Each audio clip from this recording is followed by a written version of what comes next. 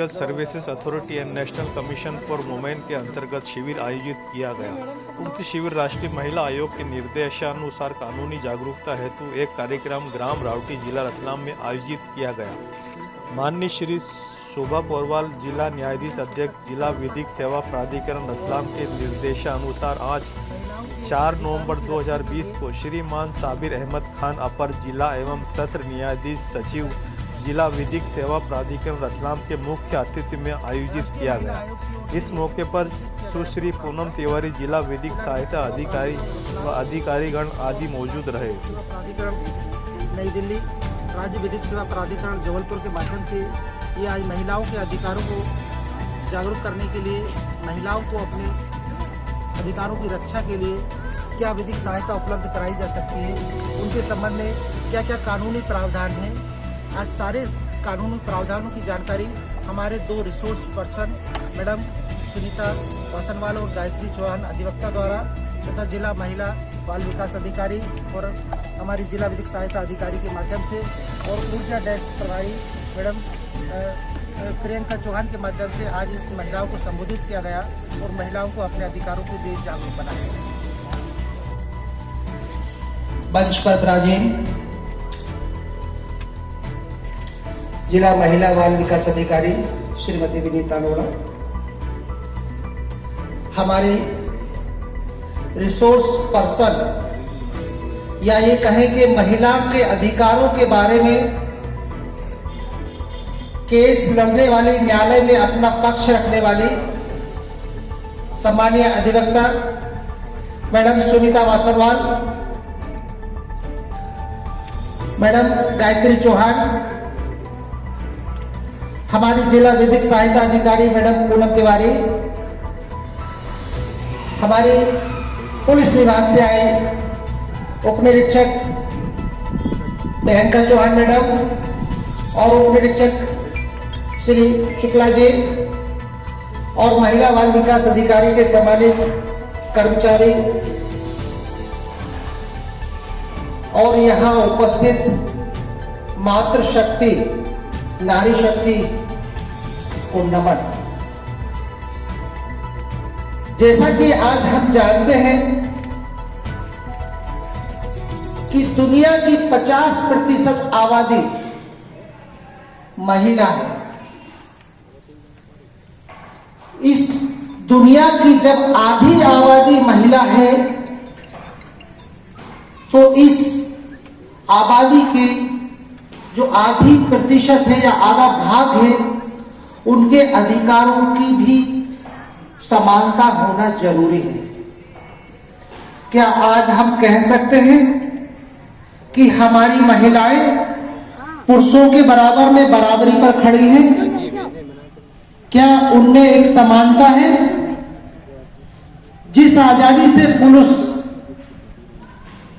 अपने घर के बाहर जाते हैं, अपनी दैनिक दिनचर्या करते हैं, अपने सामाजिक जीवन में, राजनीतिक जीवन में या जिस तरीके से निर्णय लेते हैं, क्या महिलाएं उस बराबरी से, उस जिम्मेदारी से उसको पूरा करने में सफल रहे हैं? निश्चित ही आज हम अभी तक उस उद्देश्य को पूरा नहीं कर सके हैं।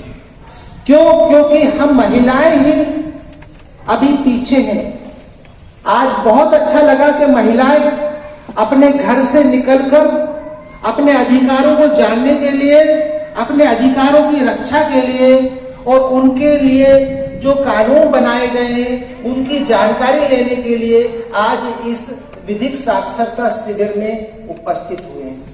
राष्ट्रीय महिला आयोग का भी यह संकल्प था और उन्हीं के निर्देश पर आज हम यहाँ उपस्थित हुए हैं कि महिलाओं को तो जागरूक करो। हम उनके अधिकारों के लिए सजग हैं, लेकिन वह व्यक्ति जो अधिकार लेना चाहता है, कम से कम उसे यह तो पता हो कि मेरे अधिकार क्या हैं, मैं कहां तक इस दुनिया में सफर कर सकती हूँ और मुझे किन ऐसी दुर्घटनाओं से बचने के लिए मुझे क्या क्या सहायता मिल सकती है।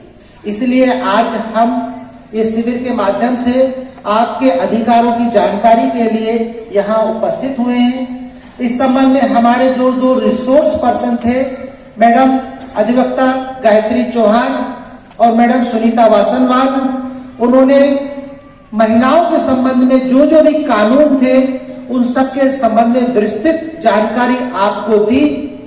मैं संक्षिप्त रूप में उसी जानकारी को दोबारा से आपको रिपीट करवाना चाहूंगा, जिससे एक बार और आपके अधिकारों की जानकारी आप तक पहुंचे कि आपके अधिकार क्या हैं और आप किस तरीके से ऐसे अधिकारों के उपाय कर सकते हैं।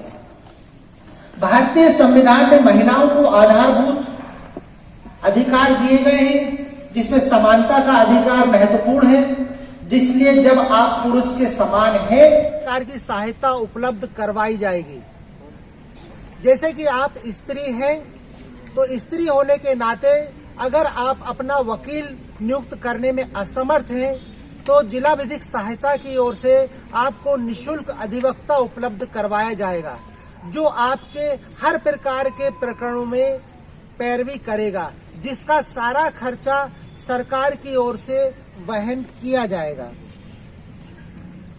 इसके अतिरिक्त आपके किसी भी तरह के पारिवारिक विवाद, जहाँ सामान्यतः होना तो ये नहीं चाहिए कि किसी घर में ये पारिवारिक विवाद हो, ऐसे परिवारों को, ऐसे विवादों को घर में बैठकर सुलझा लेना चाहिए। लेकिन जब परिस्थितियां विपरीत हो जाती हैं और कोई विवाद अपने घरेलू तरीके से नहीं सुलझ सकता, तब मजबूरी हो जाती है कि हमको न्यायालय की सीढ़ियां चढ़ना पड़ती हैं। कोई भी व्यक्ति अपनी मर्जी से अस्पताल और कोर्ट नहीं जाता, लेकिन वह मजबूरियां हो जाती हैं कि व्यक्ति बीमार हो गया है, अब इलाज कराना है, इसलिए डॉक्टर के पास जाएगा। इसी तरीके से जब कोई लड़ाई झगड़ा हो गया है या आपके प्रति किसी ने अपराध कर दिया है, आपके किसी अधिकार का हनन किया है, तो अपने अधिकारों की रक्षा के लिए आपको न्यायालय जाना पड़ेगा। लेकिन आप न्यायालय जाने में सिर्फ इस वजह से कि आपको पैसों की कमी है, आप सक्षम नहीं हैं अपना केस लड़ने के लिए, आप अपने अधिकारों से वंचित नहीं हो सकते। जिला विधिक सेवा प्राधिकरण आपको फ्री सहायता, फ्री सलाह और फ्री अधिवक्ता उपलब्ध कराएगा। आपके केस की समय समय पर मॉनिटरिंग की जाएगी और आपको त्वरित और जल्द से जल्द न्याय मिल सके, इस दिशा में प्रयास किया जाएगा। महिलाओं के संबंध में क्या क्या अधिकार है, उसके अधिकार जन्म लेने से ही शुरू हो जाते हैं। उसे बराबरी का दर्जा है, उसको शिक्षा का अधिकार है, उसको अपने जीवन यापन का अधिकार है। 13 साल 14 साल तक की बच्चों का शिक्षा का अधिकार शासन का है। कोई भी माता पिता अपने बच्चियों को पढ़ाने से मना नहीं कर सकता। शासन की जिम्मेदारी है कि वह हर साल ऐसे बच्चों को तलाश करती है जो कि शिक्षा के योग 6 साल से ऊपर हो गए हैं, उनको लेकर आती है और स्कूल में नाम उनके लिखवाती है। इसके बाद हमारे बच्चों को शिक्षा देना है। कम से कम 18 साल तक तो उनको शिक्षा देना जरूरी है। 18 साल के बाद अगर बच्चा सक्षम पढ़ने में लायक है, वो पढ़ सकता है और आप उसकी लड़की की शादी नहीं कर रहे हैं तो उसको आगे शिक्षा दी जाए। लेकिन 18 साल से पहले किसी भी बच्ची का विवाह करना एक अपराध है। हर घर में एक महिला होती है जो माँ है, और माँ ही वह पर व्यक्ति है जो अपनी बच्ची का भविष्य सुधार सकती है या बच्ची के प्रति अपराध होने से रोक सकती है। अगर 18 साल से पहले अगर उस बच्ची का विवाह किया जा रहा है तो निश्चित ये समझिए उसके पारिवारिक जीवन में या उसके सामाजिक जीवन में या उसके शारीरिक बनावट में वह दुष्परिणाम उपलब्ध होंगे, जिसके परिणाम स्वरूप वह बच्ची अपने जीवन या अच्छी तरीके से व्यतीत नहीं कर पाएगी। तो वह माँ ही अपनी बच्ची की सर्वप्रथम संरक्षक और गार्जियन है। वह ये तय करे कि मैं अपनी बच्ची को अच्छी तरीके से पढ़ाऊंगी, लिखाऊंगी और कम से कम 18 साल से तो पहले उसकी शादी नहीं करूंगी। अगर ऐसी कोई परिस्थिति निर्मित होती है तो उस संबंध में जिला स्थानीय यहाँ पर पुलिस अधिकारी है, आशा कार्यकर्ता है या किसी भी माध्यम से किसी भी सरकारी मशीनरी को सूचित कर सकती है कि मेरी लड़की का विवाह 18 साल से कम में हो रहा है, क्योंकि वो माँ ही है जो अपनी बच्ची का भविष्य सुनिश्चित कर सकती है। सामाजिक विडंबना है, सामाजिक परिवेश है, बदलते बदलते समय लगेगा। जिस तरीके से पहले सती प्रथा थी कि अगर किसी व्यक्ति के आदमी की मृत्यु हो जाती है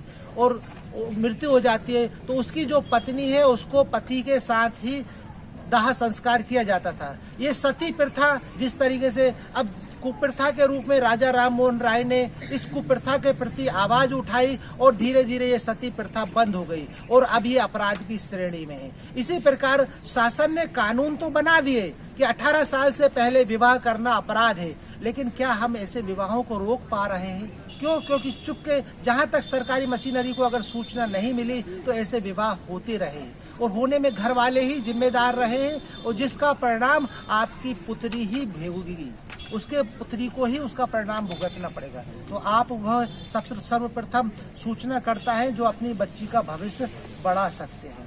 अपनी बच्चियों को सुरक्षा, सामाजिक सुरक्षा देने के लिए आपको हमेशा तत्पर रहना है। आपकी बच्ची स्कूल जा रही है, स्कूल से घर आ रही है, किसी काम पर जा रही है, काम से घर आ रही है, क्या उसके साथ कोई ऐसी लैंगिक व्यवहार, लैंगिक दुर्व्यवहार, कोई छींटा कसी या उसकी एकांतता का भंग या उसके साथ